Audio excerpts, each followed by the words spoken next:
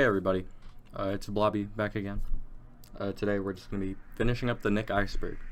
I hope you all have enjoyed it so far. I have. Before I get started though, I want to say I'm probably not going to continue the 12 movies of Christmas, unfortunately. I just didn't really enjoy how the first episode had come out, and the whole series on its own wasn't something I was too invested in, unfortunately. I hopefully can find something else to do for Christmas. Given the fact I don't have a lot of time left as of working on this video. I think I have like a week and a half until Christmas. It might be more than that. I might be tripping right now, but not a lot of time left. But I will try my best to maybe do something cool. After I finish, well, I guess this last video, I want to start doing the serial killer Iceberg. Because that's something I saw that was really interesting. I made a couple videos about it already, and you guys thought they were pretty interesting, so yeah. But let's just jump right into this finale. Sorry for like the slower uploads. I just finished my finals. Now I'm on Christmas break and I was sick for a couple of days, so now I'm just getting right back into the hustle.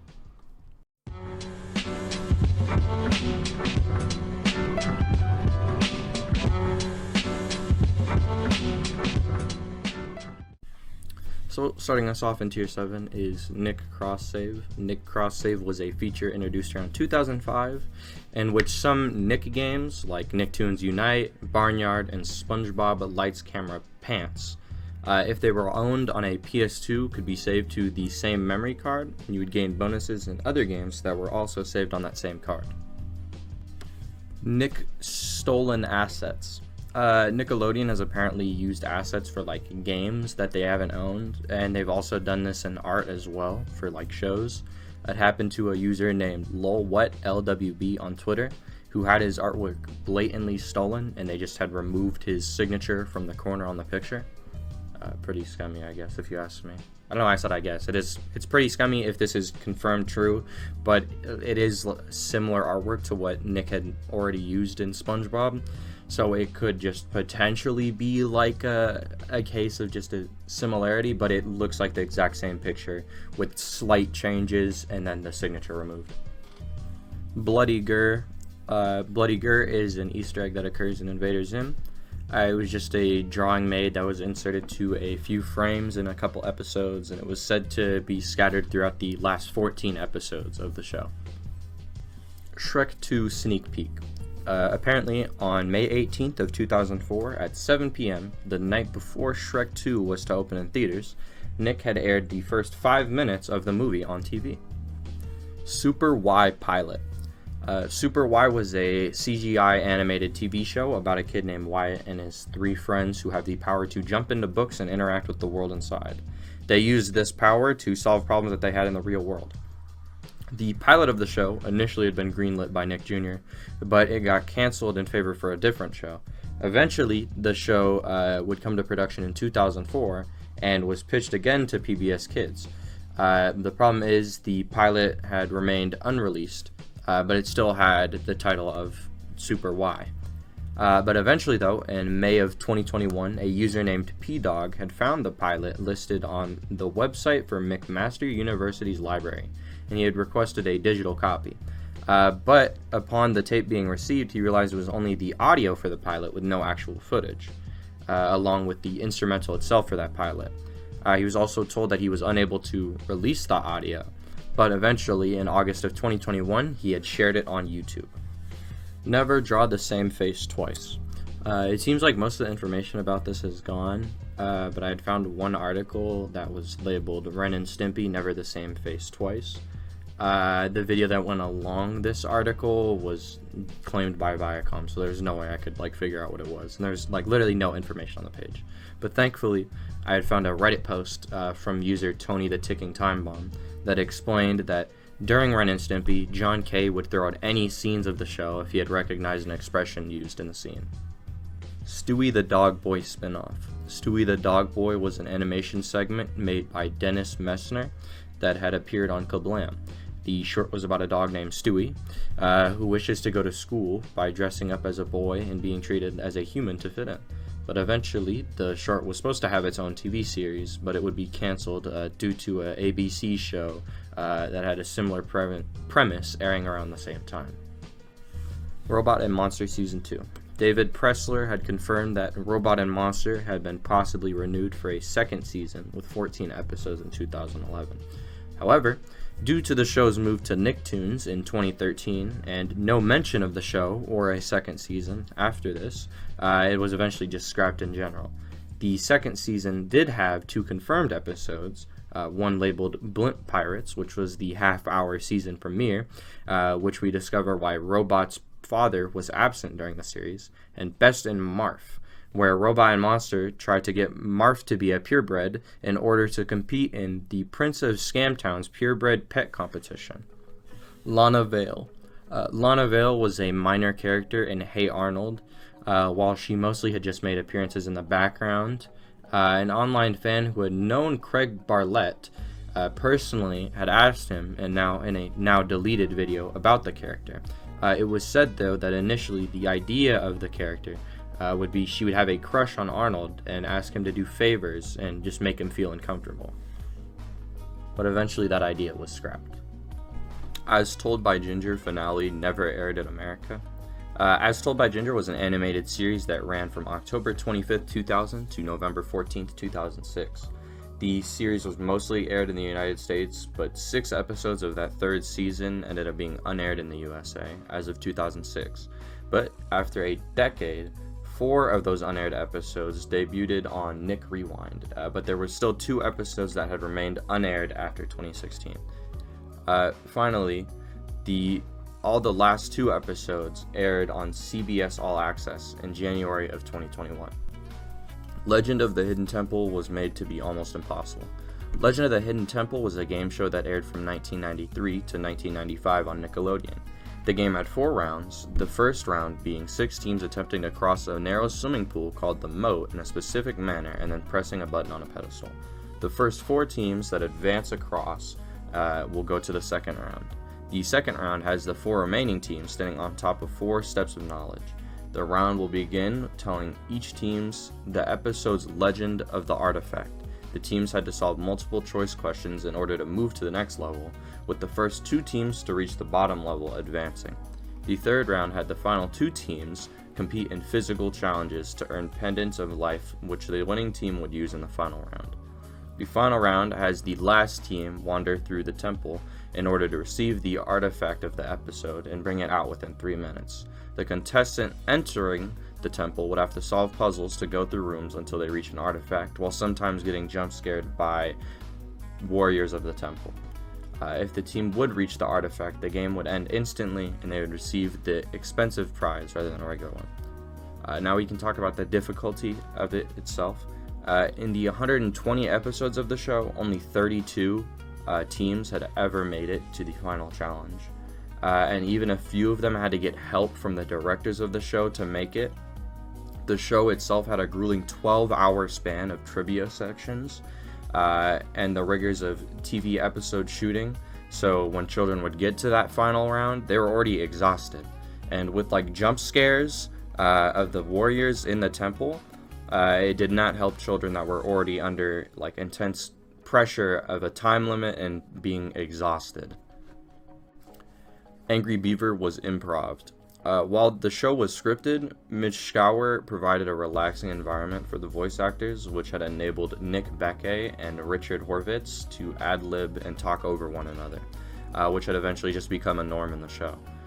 Eventually, Mitch got into the habit, because they had done it so much, that he just informed other voice actors about how the duo would improv a lot of their scenes.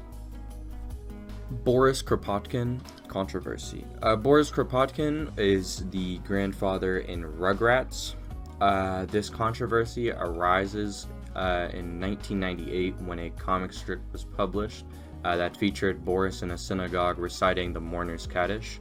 The ADL had issued a statement saying that the design had resembled Nazi-era depiction of Jews, and the fact that the character was reciting the sacred prayer perverted its solemnity. Nicktoons shows aired on Viacom adult channels. It would be a lot of cases of shows maybe ending or just not completely airing on like the regular channels, and then they just get put on like adult audiences. Example that we've already seen was like As Told by Ginger, which had initially just aired all its episodes on Nicktoons, but then it needed to have a couple aired on CBS. Making Fiends was canceled before airing. Making Fiends wasn't canceled before airing. The show had actually ran from October 4th to 2008 to November 1st, 2008. In that period, 6 episodes had aired and will continue to air reruns until October 31st of 2016. The show was canceled abruptly though, even though most of the reviews on it said it was a good show, but I'm not sure why they said it was canceled before it aired. Ren and Stimpy reference in Nintendo Power. In Nintendo Power Magazine, Volume 44, there's a Ren and Stimpy poster. VeggieTales was pitched as one of the original Nicktoons. I searched around for a while. I just didn't find anything about it. There's nothing about that on the Nicktoons wiki, and there's nothing about it on the VeggieTales wiki. I looked as well, just scrolled through Google for a while, looked through articles, but there's nothing about this. So if this entry is true, it's somewhere very, I guess, obscure on the internet. Richard Horvitz almost didn't voice Zim. Originally, Richard Horvitz was voicing Daggett in Angry Beavers, but he was asked to voice Invader Zim as well. When he had auditioned, Nick didn't want him voicing Zim because he was already working on voicing Daggett. But when Angry Beavers had ended, he was once again asked to come back and voice Zim. Then they pitched it up a little bit, and Nick New York accepted it. Mighty Switch Force and Welcome to the Wayne Share Universe.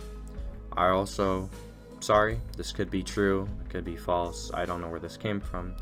Every time I would search for this game and show sharing a universe, I couldn't figure anything out, and there's literally no information about it. Gory/sexual SpongeBob YouTube poops.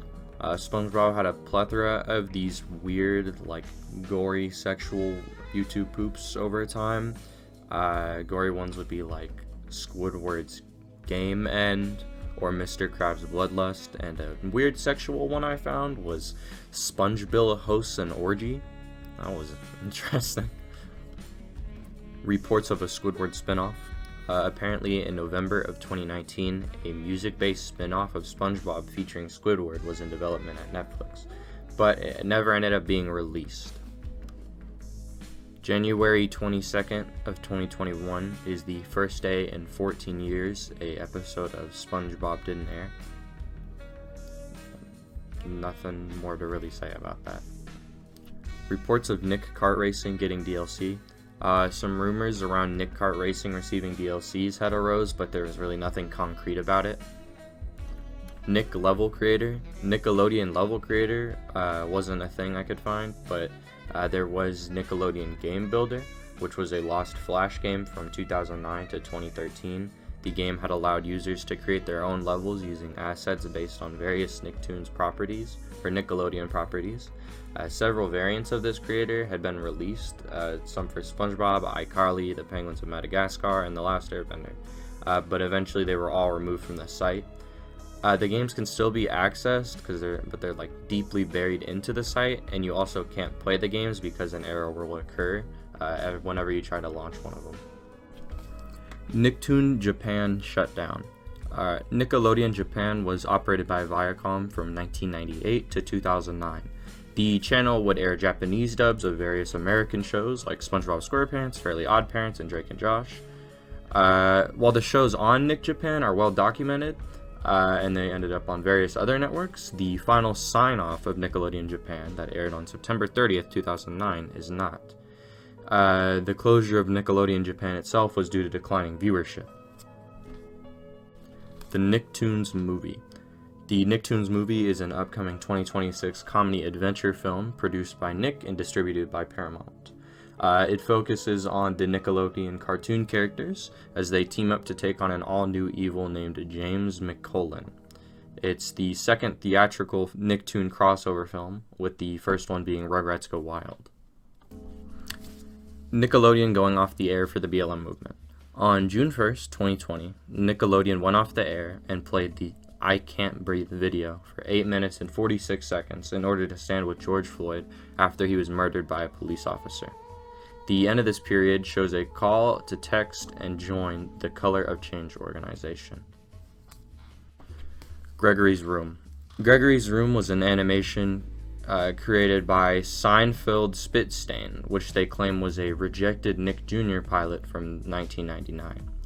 It stars Gregory in his room, describing various ways he plans to keep the viewer entertained during their stay. That concludes our 7th tier. Now we come to the final tier of this iceberg. I hope you all have enjoyed this journey as much as I have, but let's just finish it off here.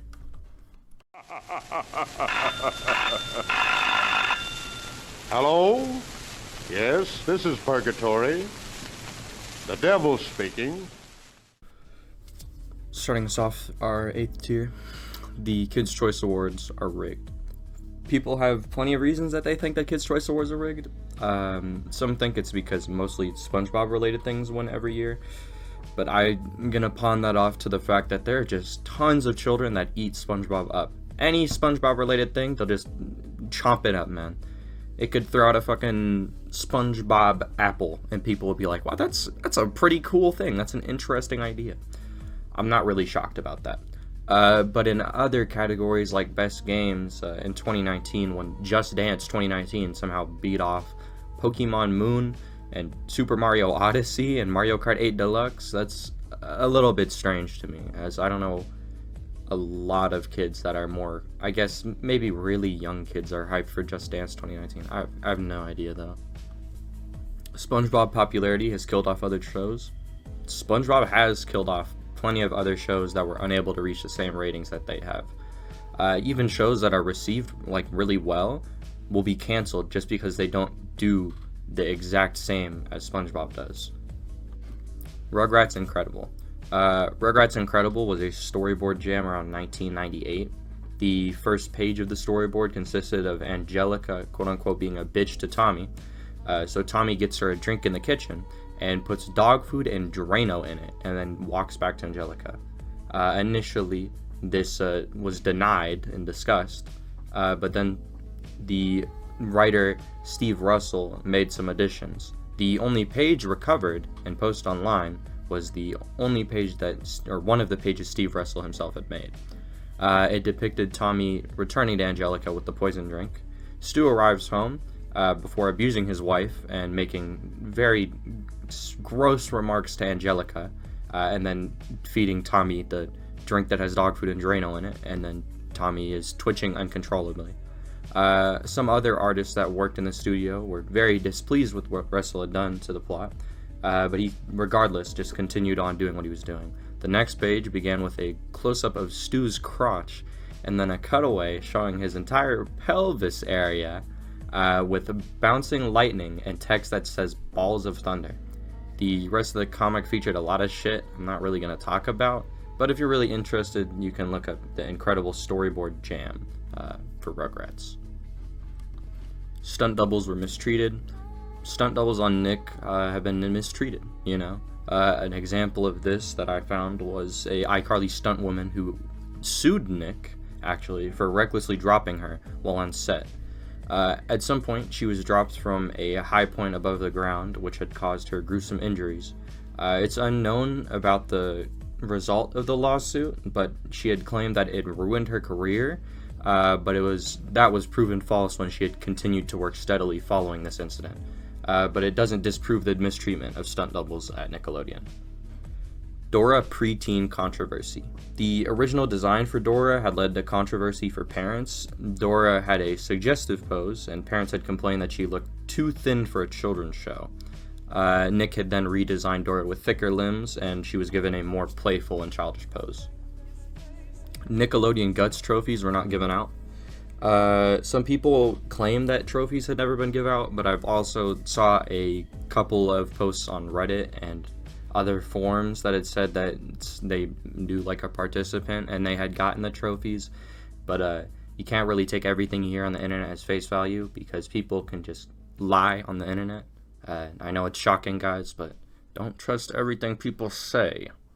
The Nickelodeon short that had used real animal bones. The Butcher was a reported live-action puppet short film from the early 2000s that had featured puppets made from actual animal bones. Apparently, most people believe that this was either just a hoax or a false memory of, like, something else. Invader Zim Dark Harvest inspired a murder. So in Invader Zim, there is an episode called Dark Harvest where Zim himself harvests the organs of his classmates so he could appear more human. But apparently, this episode was referenced during a murder trial where the now convicted murderer, Scott Dielsky, joked about body parts after he had watched the episode Dark Harvest. Angelique Bates was abused during her time on AllNet. According to Bates herself, she said that she was physically, emotionally, and mentally abused by her mother when she was starring on All That. The abuse would even occur in front of the producers, but rather than them doing anything and helping her, they just acted like nothing was going on. Banned episodes. Nick has a bunch of banned episodes over time. I'm gonna be real with you guys. I think it's pretty annoying. I don't know why they would just have something like this at the very bottom. You could totally have put this somewhere else on the list and it would have made a lot more sense because we've gone through banned episodes or just deleted episodes in general. But banned episodes would have maybe a controversy that wouldn't be allowed to show in other countries, or just stuff in general that couldn't be shown on TV. Oswald and the Osbournes crossover bumpers. Apparently there's a crossover commercial between Oswald and the Osbournes that aired on Nick, but there's no proof of its existence anywhere. Girl jumps off a cruise ship to see SpongeBob. So this was one of a set of rumors that had went around when an episode of SpongeBob didn't air on a day it should have. The rumors were mostly proven to not have happened. A lot of them would just be general, oh, some kid jumped off a boat and drowned because he thought he saw a pineapple in the ocean. So just some weird rumors and some made up stories in order to, I guess, garner attention or something. SpongeBob SquarePants is real footage theory. I believe I've heard this theory before, that SpongeBob is some wild real footage of a sponge and a starfish and shit in the bottom of the ocean, or I think it was another dimension or something. But I couldn't find anything really talking about it on the internet. I actually don't recall either where I heard this theory before. It might have been a Wendigoon video, because I feel like it was in his conspiracy things, but I don't remember. SpongeBob and the Cave and Patrick Gets in Shape. So this is 2 YouTube episodes of, it's really poorly made CGI of SpongeBob and Patrick. The first half of this episode, which is Patrick Gets in Shape, just features Patrick running around his house over and over again while he morphs and becomes kind of all disfigured and gross. And the second half, SpongeBob in the Cave, has SpongeBob entering a cave, kind of doing a weird run, while he, gets kind of disfigured and weird looking with every step. And then he sees a giant fish in the cave, and he's running around, and he runs out of the cave, and then the fish eats him, and he disappears. SpongeBob gets arrested for owning cheese pizza in an SNL parody. I found an SNL sketch where SpongeBob, voiced by Tom Kenny himself, is dancing in front of an American flag while saying pro-America speech, while a stereotyped version of an Iraq citizen is in the background. He's eating the heads off of bald eagles and spitting out taxis, and then SpongeBob is hey guys, I don't feel comfortable doing this because this is really racist. And then he gets threatened to be arrested by the FBI. I'm not sure if this is what they're talking about in question. I just kind of assumed it was because this was the only thing I could find about it, and it kind of matched the getting arrested, because I think that's what they were threatening him to do, but I wasn't really able to find anything else, so this was the best I had. Nickelodeon airing people's names for their birthday, causing trolling. When Nickelodeon had birthday shoutouts, people would put in joke names in order to mess with Nick. Nickelodeon 1909. Nickelodeon in 1909 was actually a movie theater. It was the first type of indoor exhibition space dedicated to showing motion pictures in the U.S. It was called nickel because of the U.S. word nickel for money, and the ancient Greek word Odeon, which was a roofed-over theater.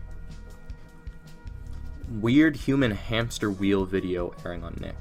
So the only information I was able to find about this entry is a Reddit post on r/tip of my tongue, where a user named She's Such a Riot talks about how at the age of 16, they were watching Nick in their bedroom when a weird, creepy black and white and gray scene of hundreds of nude humans walking over lines of hills in the background towards giant hamster wheels at the front of the scene. All the humans are kind of like walking around like mindless zombies or even robots. Once they reach the wheels, they continue to walk in like this really brain dead manner.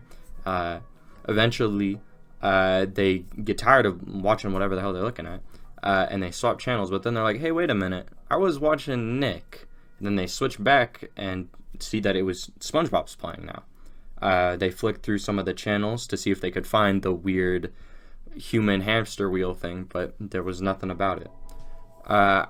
They tried researching for years, but they could never find anything similar or anyone ever talking about it.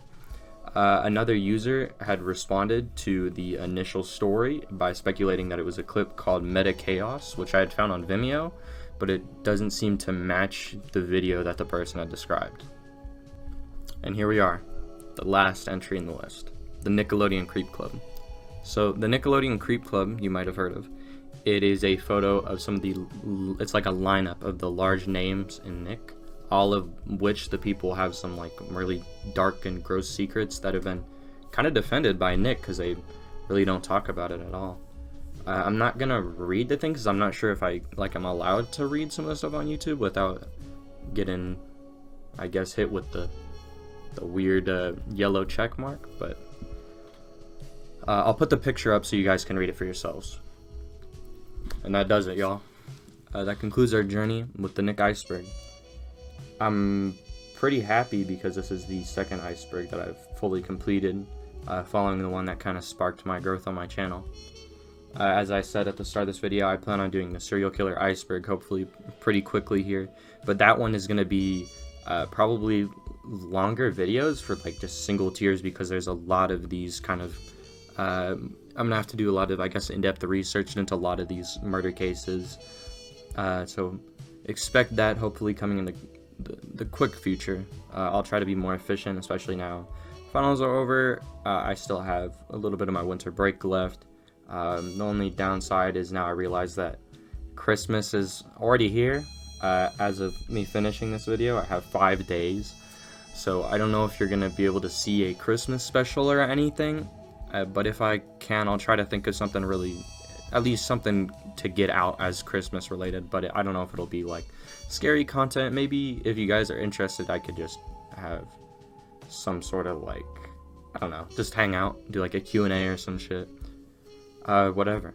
I'm almost at 5k subs now, I believe, and my first video to ever hit 200k just happened, so I hope you all know that I appreciate this shit more than anything. Like, this is fucking crazy to me. So, I love you all. Thank you so much, and I'll see you soon in the next video. Peace out, y'all.